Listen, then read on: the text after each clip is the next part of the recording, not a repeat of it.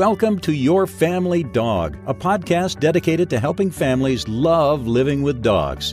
Here are your hosts, Julie Fudge Smith and Colleen Pelar.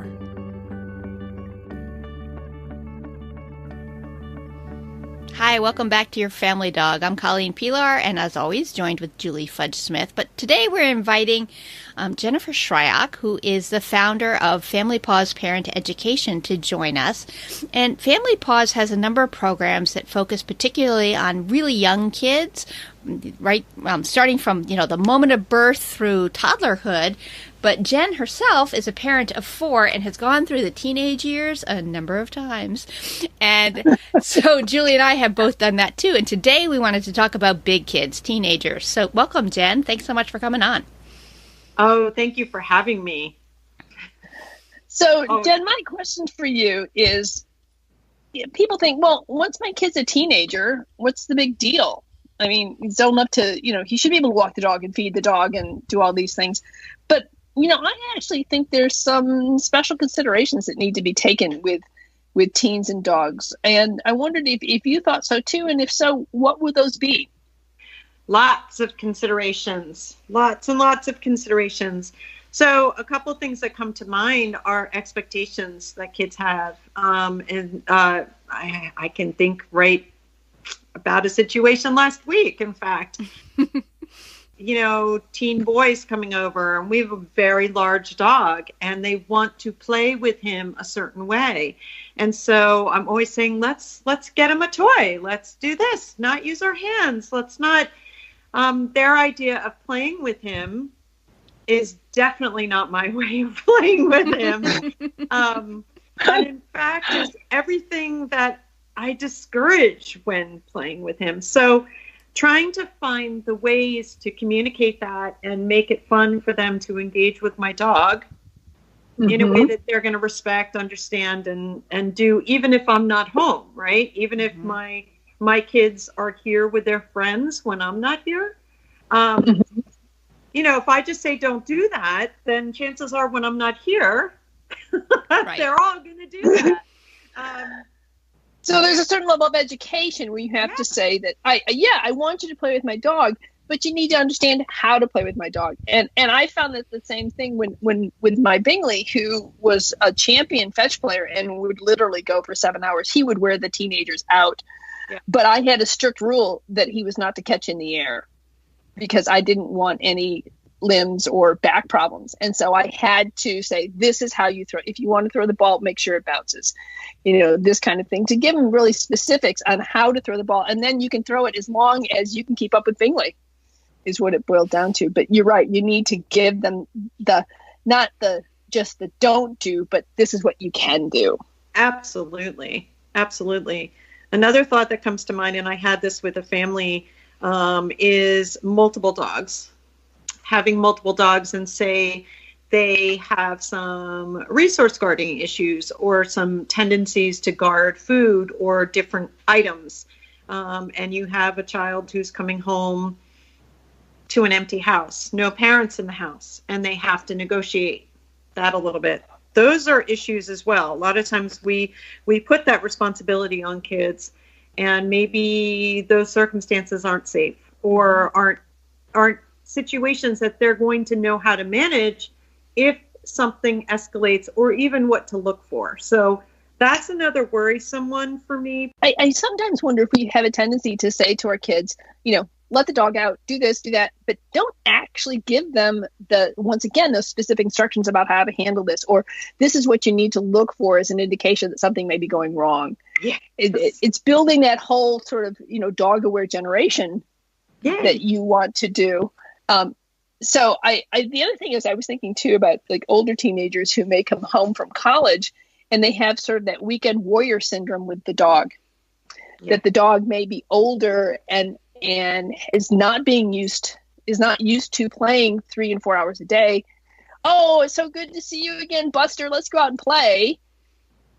And they do, they take the dog and the dog does fine, but then he really suffers when the kid goes back to college because, one, I am really sore and tired because I'm 9 years old now and I can't do what you want me to do. So I think making our children aware of as well is what the dog's limitations may be. Yeah. And avoiding that weekend warrior syndrome. Oh, so true. And I don't know, it's, I always see a change in my dog's behavior when my college kids are home. My son in particular loves to cook chicken. And Oliver seems to know that whenever he's home, chicken is to be had from the counter. So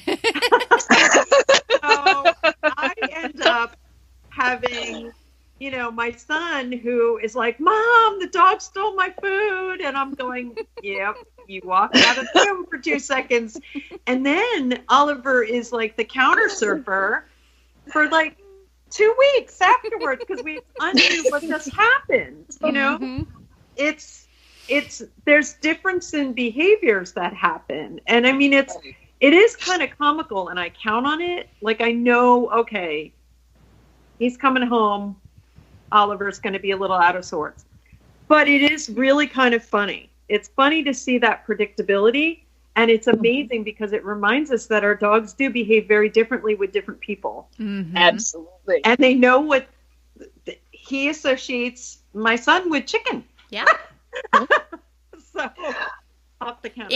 And how we expect dogs to learn things so quickly, and yet we as people don't learn things that quickly. So if this had happened with your son once, then it would be a one-time thing. But your son has not yet learned that guarding his chicken is a really good idea. Yeah. Yeah, not leaving it on the counter is a really good idea. Yeah. I think the other things that when we have younger children and they're there in our dog, and we either see a child that's uncertain about the dog or the dog is uncertain about a child, I think when the kids are younger, we're much more likely to intervene and say, okay, come on, Frisky, let's go to the office and you can have a Kong and we'll let the kids play with their Legos. But I think when the kids are teenagers, for some reason or another, we stop doing that. And so the dog may not like one of your friends, your son's or daughter's friends, because it doesn't like the way in which that person deals with me. Yeah. And so I think it's tough on teenagers to then to expect your teenager to then turn to their friends and say, stop doing that to my dog. Mm-hmm. I think that puts the teenagers in a really tough situation. So I think parents need to be perhaps aware of the fact that it's okay for them perhaps to hover at first when people are arriving to find out who the dog is and is not comfortable with.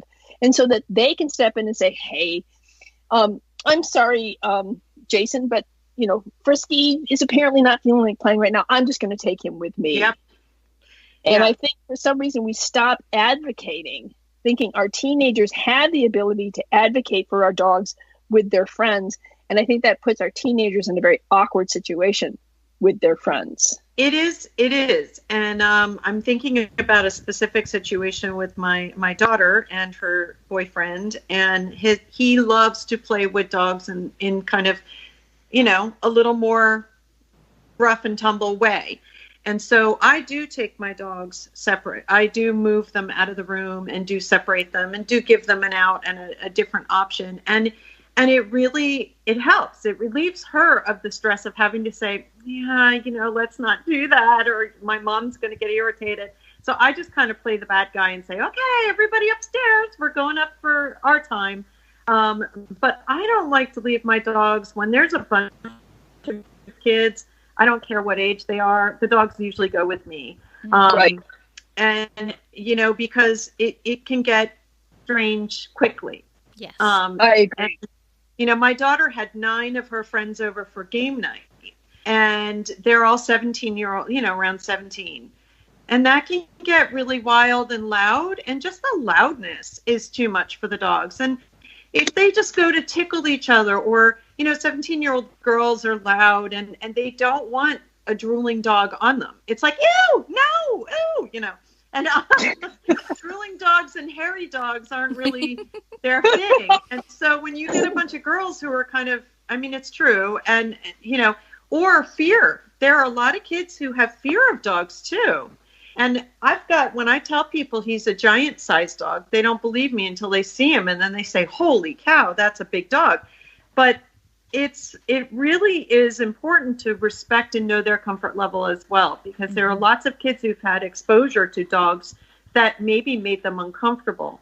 And even though mine are friendly, that may not necessarily be comfortable for them as well. So I try to get my dogs out of that situation as well. Yeah, and I think that's really relevant for us to be talking about, because we have 3 dog trainers who've all gone through the teenage years, and we all say when there's any sort of gathering, the dog is with us. And I don't think that that's what most families do. At least not when I talk to my friends about how they manage, because they're surprised that I actually ask the question. How do you manage your dog in that sort of environment? It's like, well, what do you mean? He's just, he does what he does. Like, oh. So I think just the question of, how do we set dogs up for success? How do we keep the dog comfortable? And how do we keep all those kids comfortable is an important point for parents to keep in mind, because I think that we do sort of age out of it and we go like, oh, these kids are big now. We don't have to do this anymore. And I don't think that's true. We do. We need to have these all the time. I always am having the By the way, for our listeners, she's waving a Kong around. Yes, I have a lot of them. And this one's ready to be stuffed because, again, my husband's out of town and my daughter will have her friends over, and we need to be ready at all times, because that's the other thing with teenagers. They come and go. She's a senior in high school. The schedule's crazy, and kids drop in. Well, I need to be ready when they drop in, Right. So a lot of times I do have her text me ahead of time who's coming. But her group of friends is different than my son's group of friends. And they all behave differently, right? So it's... it's a lot of adjustment. So it doesn't end. It just gets different as they age. Right. And I think some way we don't want to, I think people forget you still have to parent your teenagers. I mean, you are still their parent and they still need some guidance from you. But moreover, you need to parent your dogs at this point.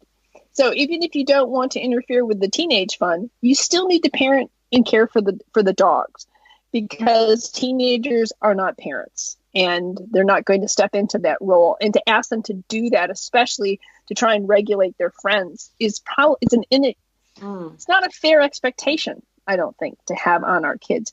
I was thinking about when I was pet sitting and somebody had hired me to come in and take care of her cats and her horses when she and her fiance were traveling, but her kids were home. And she still hired me to come in.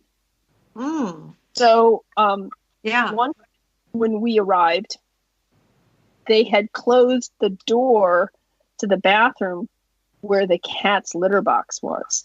Oh, no. And and so because one of the cats had explosive diarrhea, so instead of cleaning it up, they closed the door. And they had left food on the counter, so the cats had gotten into shrimp shells. Oh, boy. And it was just a mess. And was just a real reminder to me that even when you try to provide for it, sometimes it doesn't work, that there needs to be real supervision going on. And when she found out what had happened, I was so glad I wasn't one of her children. She was justifiably very angry. And, because her poor cat was so sick and, so I think that sometimes we don't always realize what's going on. And which brings me to the point of sometimes, especially with teenagers, they're not going to be careful about where they put down their food or their beverages.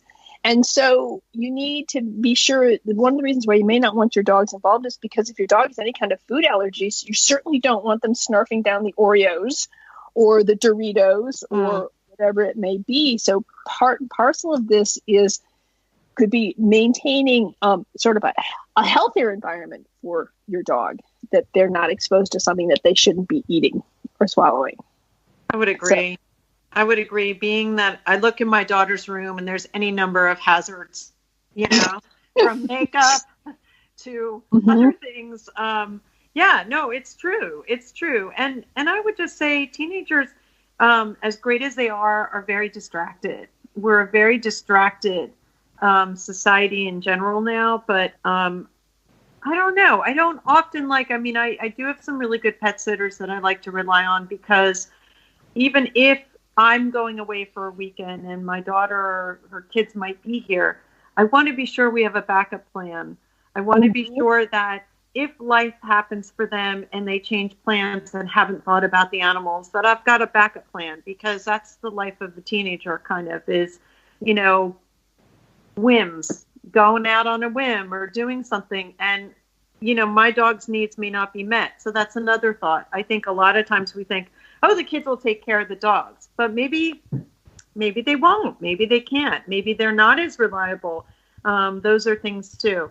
The other age range is preteen that I think about a lot. So I have a 9.5-year-old, who is going through some changes. She's grown and changed in appearance, huge, just in months. So the amount of growing that happens very quickly, you might have friends that visit and your dog knew them, but then they go through puberty and they change, and all of a sudden they look and sound and smell completely different than the other person. Mm-hmm. And I know for gentlemen, this can be really hard because they look very unfamiliar to the dog. Mm-hmm. They change completely. And that does happen quickly. I don't know if you guys found that, but I found it myself. Like, wait a minute, who is this stranger coming into my house? And he sounds completely different, and he looks completely different. So that's all. That can really throw kids off too, because they expect the dog to remember them, and they don't always. Right. I just remember thinking when my oldest daughter was I don't know, somewhere around 12 or 13. Never underestimate the power of a hormone, because things just happen very quickly. And I think what happens there too is, because things are happening so quickly, they can't always take in all the changes that are happening to themselves. And so they're having a hard time sort of knowing themselves, to then expect them to maintain a certain level of consistency in caring for animals might be an unrealistic expectation at that point as well. Which kind of gets me to the next point I wanted to bring up, is I think that I don't know, maybe you guys haven't heard this, but I certainly have heard that, well, we got the dog because we wanted to teach the child responsibility. Mm. And definitely heard that. And yeah, so I have mixed feelings about that. Yeah. Because I kind of feel like I understand. You want the child to understand that this is a living creature and you want to teach him compassion and responsibility. But what is appropriate for any given age? And what's appropriate for teenagers? What can we realistically expect of our teenagers as far as taking care of the family pet? And I think a lot of it depends on the teenager and their interests. But I think sometimes we overestimate that as well. What if football practice runs late and I can't get home to feed, Fido at 5 p.m.? That's right. Or football practice runs late and everyone says, let's go out and get hamburgers before we go home. Those pieces too, where you thought someone was coming home right after football practice to let the dog out, but your son and his friends stopped for burgers, which is totally normal. And kids aren't really great pre-planners, so my guys were always doing that kind of thing. I'd get the text, we went out, and then, I'll be home in an hour and a half. And if I wasn't relying on that for a canine potty break, I didn't care. And if I was, I was like, hello? Wait a second, someone's dinner is late and his bathroom break is late. And especially if your dog is older or has special needs or whatever, it needs a lot more consistency. I mean, it's one thing if you have a 5-year-old dog that has a bladder the size of a basketball, but it's a whole other thing if you have a dog who is diabetic, needs a shot. These kinds of things, you have to be. I think what's hard for parents is to understand, how do I be realistic about who my child is? I want my child to be this. I want to encourage my child. We all want our children to be responsible. We all want our children to rise to the occasion.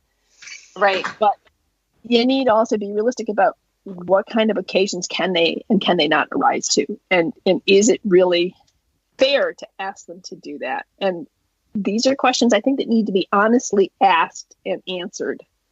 Because I think if you have, and talk to your kid, I think sometimes you may have expectations that this can be happening without actually talking to your kid about how they feel, what they think they can do. They might have a much more realistic idea of what they feel like they can and cannot do. And if you have that discussion, this is what I'd like you to do. Do you think you can do this? Well, I don't think I can do that, but I could do this. Right. Now you've got the kid committed saying, yes, I can do this, which is a commitment way in saying, I'm now committing myself to it rather than having it thrust upon me in a situation that I'm not comfortable with. Very true. It's very true. And I had I agree. Setting those expectations and boundaries is really important always to make sure that you guys are on the same page, because what you might define and what they might see could be completely opposite or different things. And so especially if you're at work and you want the dog to be put out and you have those expectations, so you don't come home to a big mess, defining what that looks like. And then if something goes wrong, what are the solutions? What are the options? What are the different things that we can do to still be successful there for the dog, for the kid as well? Yeah. I'm going through a little bit with my youngest. So she has a lot of mood swings. And what I've noticed too is that can be unfair to dogs, especially when you're really into the mood swing. So I also play protector there. My dogs don't need to be around you when you're screaming or when you're upset or whatever, much like toddlerhood, right? Right. So, now you know a little bit about what's going on in my house, but it's true. But it's true. Those kinds of moods can be very, especially with dogs that are anxious or a little more into, that can be really hard too, and we can create problems in that regard too. So I'm thinking about that because that's hot on my list right now, and it's one of the things that I'm paying attention to for my animals as well. Yes. Right. And I think, especially animals that have special needs, you need to be especially aware of that. That might not be an animal that is appropriate to allow your teenager, because what if your teenager comes home to let the dog out, right, but brings a couple of his friends with him? Yeah. That might not be the best case scenario for you or your dog. No. And we're responsible and liable no matter what. If the dog is our dog, and, say these kids come home and your dog doesn't recognize them, or they engage in a way that is kind of provoking for our dog or that kind of thing. If an incident happens, we're still the ones responsible. And that's really important to keep in mind. So anytime someone comes in the house, I like to know who they are. I do want to know that I've been around when the dog and that person have been around. I don't like strangers coming in. So making sure you've got those boundaries in place so your dog is successful too is smart. Right. And one of the things that when I was a pet sitter and I employed pet sitters, one of my things was, you may not take a guest with you if you are taking care of one of my clients. It is not allowed for you to take your girlfriend with you to go visit this dog. This is not a visit. This is a job you're doing. And this dog knows you, does not know your girlfriend. And if something happens to her or something happens to their house, it's not you who's liable. It's me. Right. And it's just, you need, and besides that, this is your job. This is not a social visit for you. I'm paying you to go do this, so you need to do this in an appropriate fashion. And so I think you're right. You need to be aware of the fact that you are the one who is ultimately responsible for all this. And if you don't take that responsibility, it's going to be thrust upon you whether you like it or not. But I do like what you're bringing up too, because a lot of teenagers and a lot of kids are being hired as pet sitters, are going on visits. It's something that commonly is done. I see advertisements for it all the time. And I think that you raise a really important point that, if your child, your teenager is taking on those jobs, that mentioning to them that is only for them, that this is not about, when they're going to let those several German Shepherds out, it's not really for their friend to come along and pal around with. that is their responsibility. And I think that that's our job as parents, is to also remind them of that if they are taking on those kind of responsibilities outside of our own home as well, Right. Yes. which they do. Mine do. And for the kids to hear that we're not saying that their kids would be inappropriate in the client's house, which I think is what a lot of kids jump toward. Like, well, he would never do anything there. Right. Or she wouldn't take anything. Like, no. We want the dogs to be comfortable. We want the system to be the same. We want the routine for the dog. This isn't about, that this is a bad person you're introducing into the home. Just, this is change. And we're not allowed to make that change. You were hired for the job. Because what if the dog decides for whatever reason they don't like your friend, and now your friend is bitten? Who's responsible here? Yeah. Are you going to sue the homeowner for the medical? You're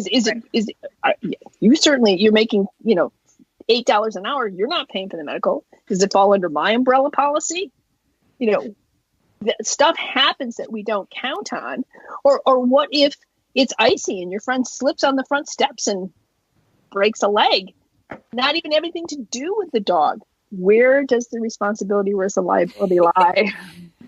Julie and I sometimes think that we're the biggest doom and gloom people of all time. And here again we go. Watch out. Watch out. Watch out. Oh, dear. I know. But I think being aware is really important. Yes. Colleen and I have decided that our podcast, our goal in podcasting, is to not make any money and to spread the doom and gloom wherever we can. But the one thing I will say is that what I also love about teenagers with kids, with dogs, is that when you have a teenager that's fully engaged with a dog, there's nothing sort of as enchanting as watching them, run together or play ball together, or, snuggle on the couch and eat popcorn and watch, the Avengers together. Yes. So it's an enchanting and wonderful age as well. And I think this is not so much about how teenagers are really bad and don't take care of dogs, but it's more like, parents, you need to remember that there's still challenges when your kids are teenagers with your dogs. And it's up to you to rise to the challenges so that it is successful with your teenagers and the dog, so that they do have those great times on the couch together and playing together and being together. So it's really just a reminder that we still need to parent. Absolutely. Yeah. And that actually makes me think of in Fairfax County schools for the lower grades, the report card is divided into halves. The top half is all academic and the bottom half is more social and behavioral. And one of the best teachers that we encountered through the years said the top half is interesting, but the bottom half is who you are. And the bottom half is what we want to be thinking about. And I think with teenagers, sometimes we get hung up on the SAT scores and how are you doing in chemistry? And oh my gosh, what's next? But in their interactions with our family pets, we can really see that bottom half, how you behave and are you responsible and are you kind and are you the kind of person that I really believe you are. And so sometimes I think as parents, we forget to focus on the bottom half during those crazy, hectic teenage years. So that's kind of where you were headed with that, or at least that's what triggered for me when you were saying that. Definitely. Well, that's great. Okay, I think that's a positive note, so we can probably end this because we No, and it's so great it is great to see the relationships, and it is great to have the support of a family dog and companion. I know that as a teenager, that was one of the highlights of my life, was having my dog. So that bond and that having that friend, that buddy, that unconditional, there's nothing greater than it. So, there can be some struggles, but I think in the end, it's all very positive, just like any other age. Yes. Yeah. And I can remember with my younger daughter, who had a golden retriever when she was a kid, that if one of the things that was, if Emma was having a hard day, there was nothing like taking her dog for a long walk that would help her to refocus and regroup and come back to being somewhere on the civil part of life. Very true. Or But, run in the yard. That connection of sometimes actually having the responsibility of caring for something is one of the ways in which teenagers can get outside of their angst and outside of themselves, to realize that there's something beyond me, and a dog or a family pet can be a great way to do that. Absolutely. I think that's terrific. Well, thank you, Jen. I think that was a really interesting discussion, and I think brings up some good points. The idea that, we still need to keep in mind that we're parents to our kids and to our dogs, basically for the rest of your life. I mean, once you're a parent, you never stop parenting, but it just changes in nature. So definitely. All right. Well, thanks. And we'll see you next time. All right.